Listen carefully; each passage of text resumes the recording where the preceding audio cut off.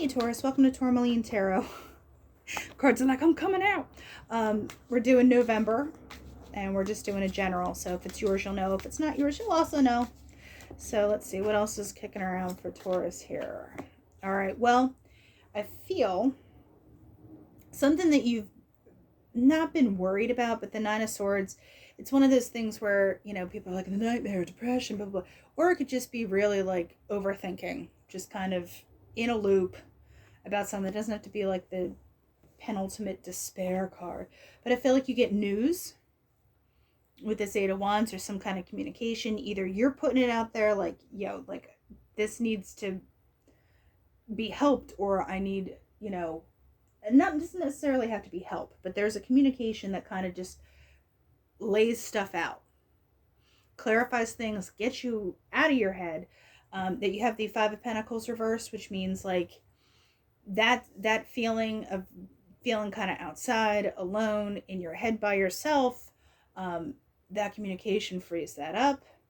Four of Cups reversed, there's not being disappointed. There's kind of like a clarity that comes with it, because the Four of Cups can be kind of disillusioned. Like you finally kind of get your bearings about something specific. So what is this Four of Cups? What is the bearing here?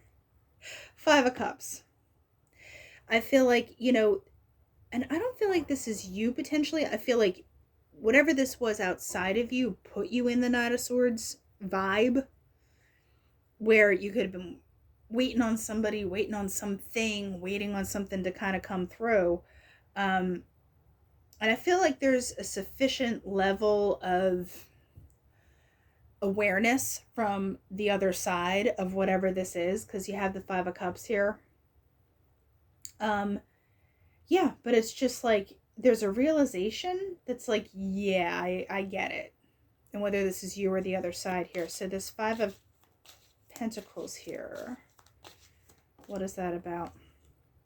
It's the Seven of Wands. Yeah, there's some kind of, it's not a wall, and it's not necessarily someone being blocked, but there is a boundary that might not have been there before, where it's like, okay, your actions have necessitated that I do X, Y, Z to keep myself balanced.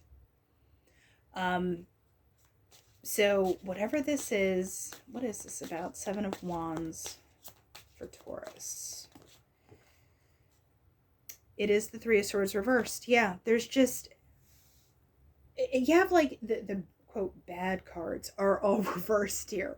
So if you were in this Nine of Swords, you ain't going back. You're not going back there. And I'm not saying somebody is coming through with an apology or like a woe is me.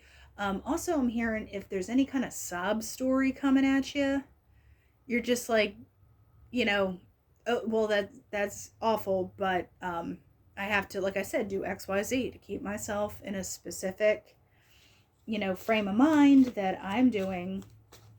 What is this Five of Cups about? It's the Polar Lisa.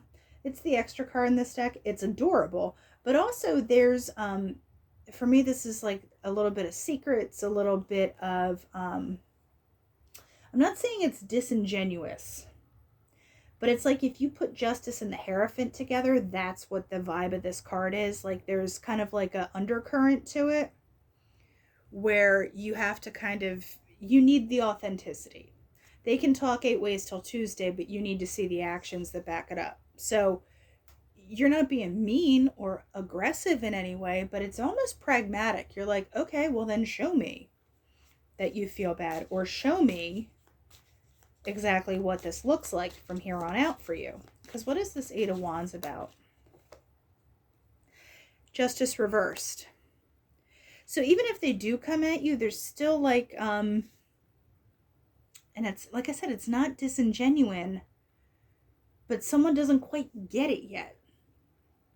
And they're like, oh, you're serious? And you're like, yeah, I was. So what is this Justice reversed? Or someone feels like they don't have to apologize, or they don't have to put it out there, or they can just kind of keep it moving and not have to worry about it. Justice reversed. I'm getting nosy now. It is the Nine of Wands reversed. Someone just wants build a bridge, get over it. It's fine. Is it though? Because they come back and they're like, whoa, boundaries. What? There's a level of expectation? And you're like, yeah, there is. Give me one more on this polar, Lisa. Strength reversed. And I feel like there is a softening, but at the same time, okay. It is the King of Cups and the Queen of Swords.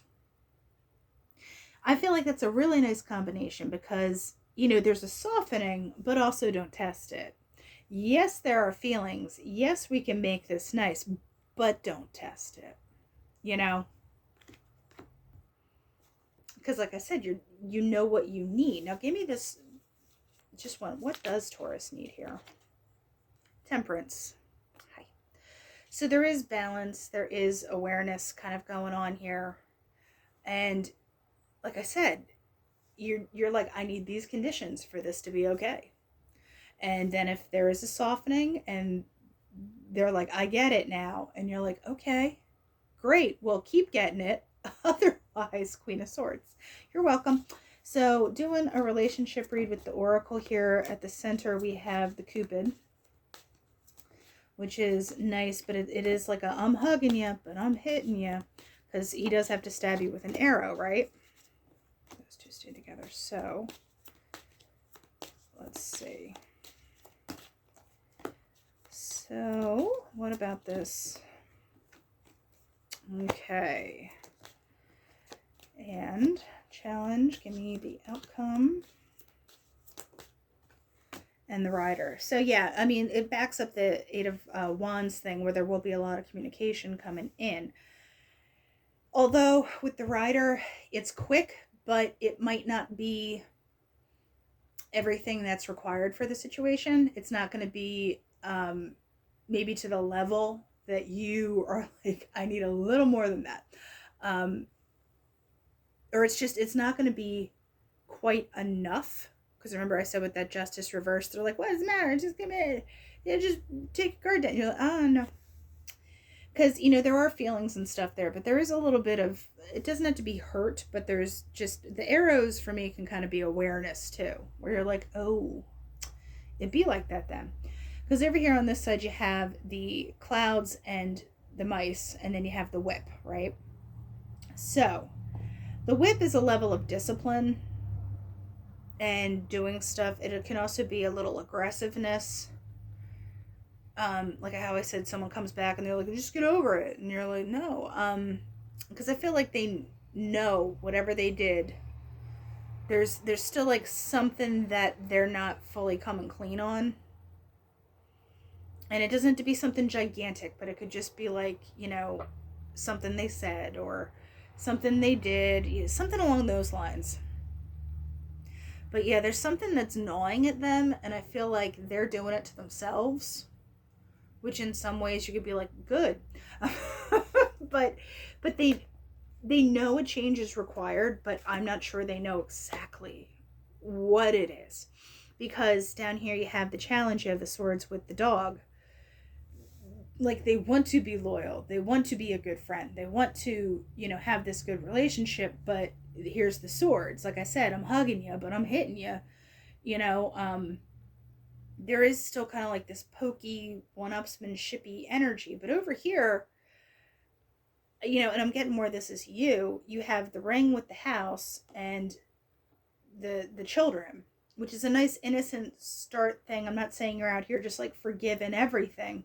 But if you start this new cycle, and it, you know, the ring doesn't necessarily have to be a relationship. It is like, you know, a cyclical thing. So if you are going to start this stuff up again, because the children is about beginning, it has to be stable. Like, you have to, it has to be from the get-go. Like I said, you're not given a lot of wiggle on this. It's got to be on the up and up from, you know, the word go. So let's see. What is this Cupid about here? The Anchor and the Tower. It's not Tarot Tower. This is like commitments, stuff like this, making things work. It's like a Hierophant-y kind of vibe.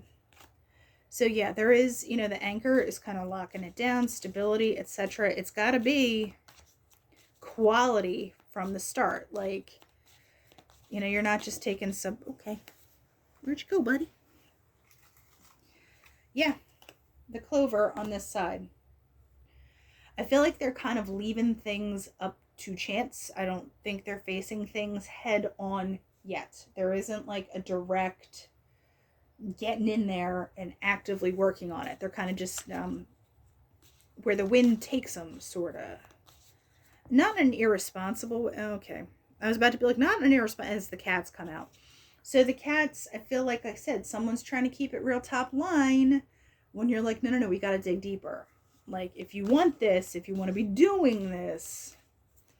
Because what is this rider about here? Because like I said, something comes across and it's not exactly what you need it to be.